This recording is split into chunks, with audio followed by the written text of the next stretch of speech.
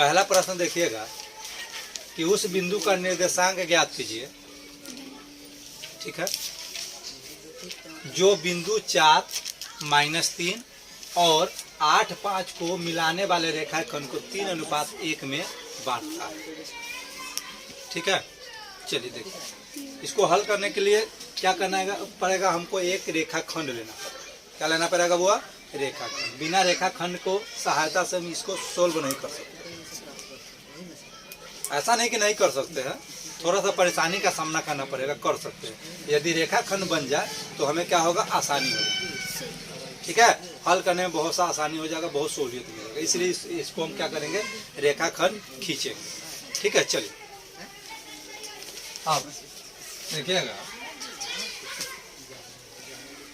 एक रेखाखंड ले लिए, एक रेखाखंड ले लिए। अब रेखाखंड का दो बिंदु दिया है 4, -3, एक और बिंदु दिया है 8, 5।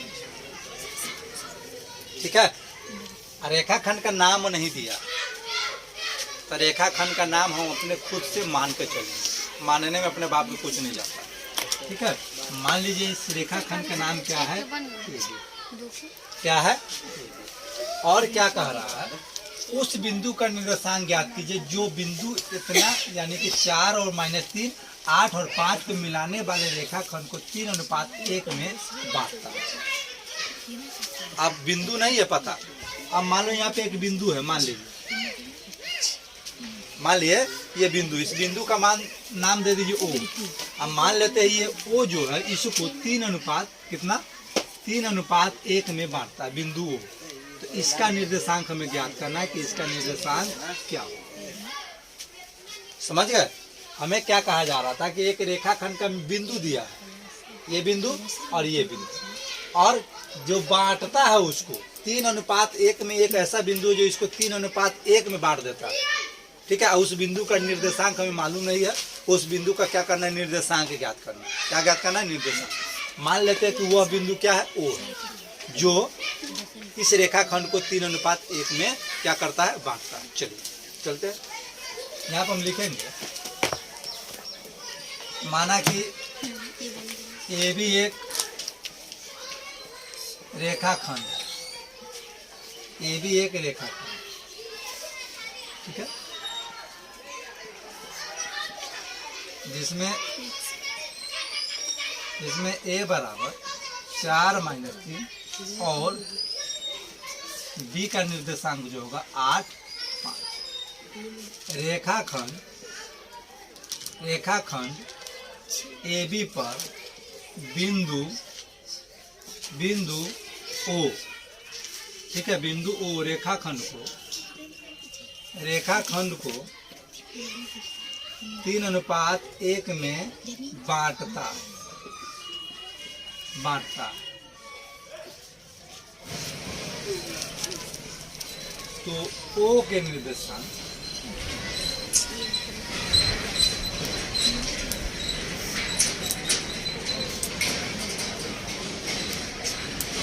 होगा, O के निर्देशांक हमने क्या मान लिया, XY मान लिया, क्योंकि O का ही निर्देशांक हमको ज्ञात कर रहा है कि जो इसको बांटता है 3:1 में, कि उसका निर्देशांक क्या है। ठीक है, तो हमने मान लिया कि O बांटता है 3:1 में, तो O का निर्देशांक क्या होगा, तो O का निर्देशांक हमने मान के चल रहा है क्या, X और Y होगा। ठीक है, अब चलेंगे रेखाखंड AB। अब लिखेंगे रेखाखंड AB में X1 बराबर जो होगा 4 होगा, X2 बराबर जो होगा 8 होगा, Y1 जो होगा -3 होगा, Y2 जो होगा 5 होगा।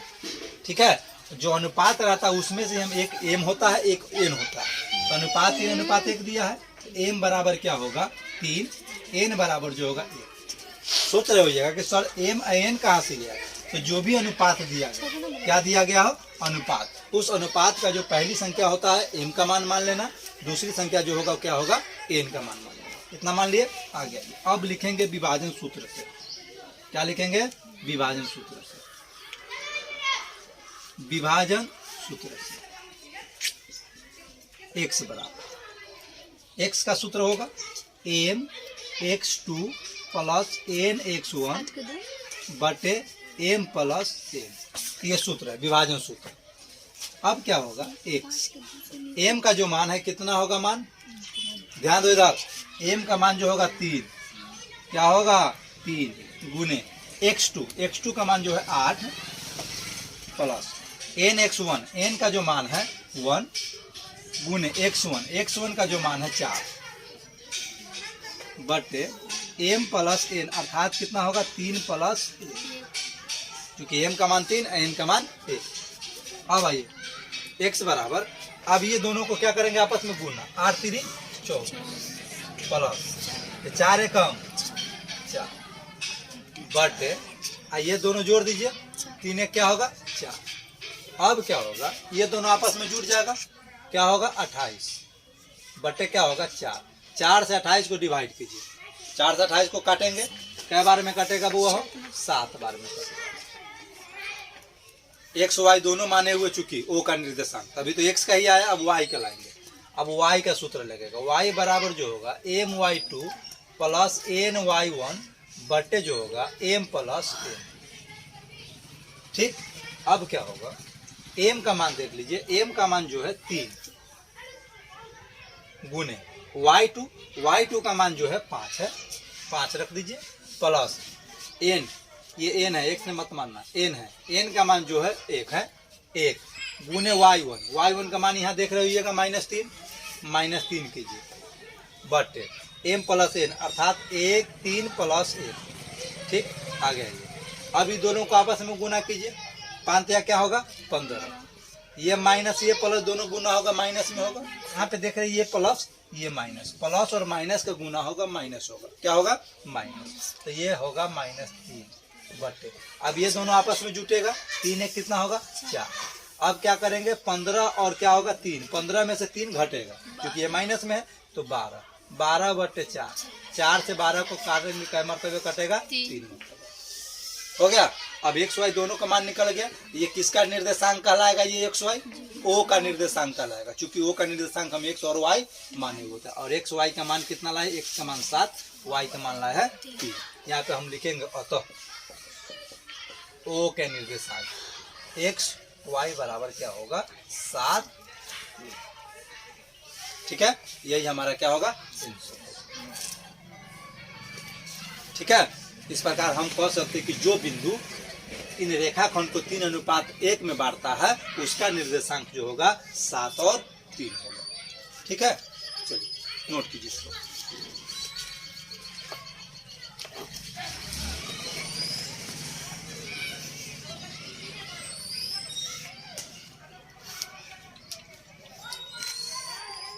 यहाँ देखिएगा, उस बिंदु के जिस हिसाब से हम बनाए 1 का, उसी हिसाब से ये उस बिंदु के निर्देशांक ज्ञात कीजिए जो बिंदु -1 7 और 4 -3 को मिलाने वाले रेखाखंड को 2:3 में बांटता है। एक बात ध्यान रखिएगा बुआ, जब भी अनुपात दे दे ना, तो उस अनुपात में जो पहली संख्या होता है m का मान होता है, और बाद वाली संख्या जो होता है n का मान होता है, यदि अनुपात मालूम हो तो। ठीक है, ध्यान दीजिए। अब इसको हल करेंगे, जब हमें रेखाखंड मालूम हो जाएगा तभी ये हल होगा। चलिए देखिए, सुनिए, एक रेखाखंड ले लिए बुआ, और रेखाखंड के नाम नहीं दिया गया, हम अपने से नाम ले लेंगे ए, ये हो गया। रेखाखंड के जो निर्देशांक दिया है -1 7, ठीक, इसका मान जो है 4 -3। सुनिए बुआ, एक रेखाखंड के नाम नहीं दिया था, हमने नाम दे दिया। ठीक है, रेखाखंड का निर्देशांक दिया है -1 और 7, -1 7 कर दिए, और क्या कर रहे हैं 4 और -3, 4 और -3 कर दिए। अब इसमें क्या कर रहा है कि एक ऐसा बिंदु है बीच में, ठीक है, लबरा ऐसा एगो बीच में है जो क्या कर रहा है, इसको बांटने का काम कर रहा है। कितने अनुपात में देख लीजिए, 2:3 में, ये 2 है ये 3। एक रेखाखंड ले लिए, रेखाखंड का निर्देशांक जिस हिसाब से कहा जा रहा है प्रश्न में, उस हिसाब से डाल दिए। अब क्या कर रहा है कि इसमें एक ऐसा बिंदु है जो इस दोनों को 2:3 में बांटता है। यदि ये P है, वही बिंदु है, बिंदु अपने मन से ले लिए है, तो ये क्या किया, इसको बांटा 2 में, इसको बांटा 3 में। यदि ये बिंदु न होता तो ये बढ़ता नहीं, बढ़ जाता, ये नहीं, यहाँ से बांटने का काम हो रहा है। यहाँ पे ये अलग भाग हो गया, ये 2 भाग हो गया, इधर गया तो 3 भाग हो गया। अब ये जो बांट रहा है तो इसका तो निर्देशांक हमें मालूम है, चलिए इसका निर्देशांक हमें मालूम है, लेकिन ये जो बांटने का काम कर रहा है इसका निर्देशांक हमें मालूम नहीं है। इसी का निर्देशांक हमें ज्ञात करना है, जो बांटने का काम कर रहा है उसी का निर्देशांक ज्ञात करना है। ठीक है, चलिए अब यहाँ पर हम लिखेंगे मान लिया कि AB एक रेखाखंड, क्या है AB एक रेखाखंड, क्या है AB एक रेखाखंड, ठीक है, जिस पर बिंदु P रेखाखंड को 2:3 में बांटता है। क्या करता है? बांटता है। ठीक है, अब हम लिखेंगे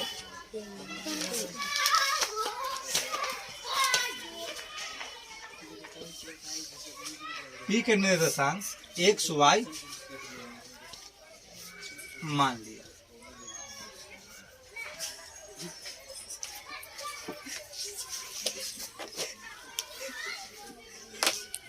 सुनिएगा, देख लिए x का जो p का जो निर्देशांक है XY हमने क्या कर लिया? मान लिया। मान मालूम नहीं है, मान के चलेंगे। अब चलेंगे रेखाखंड AB में। क्या लिखेंगे? रेखाखंड AB में x1 बराबर जो होगा बुआ -1, x2 बराबर जो होगा क्या होगा? 4, y1 जो होगा 7, y2 बराबर जो होगा क्या होगा? -2। m और n का इस भी रोल होता है। m n कहाँ से आता है? जो अनुपात रहता है बुआ हो, उस अनुपात में से पहले वाला संख्या जो होगा m होगा, बाद वाली संख्या n होगा। तो यहाँ से m हम ले लेंगे। m बराबर क्या हो गया? 2, n बराबर क्या हो गया?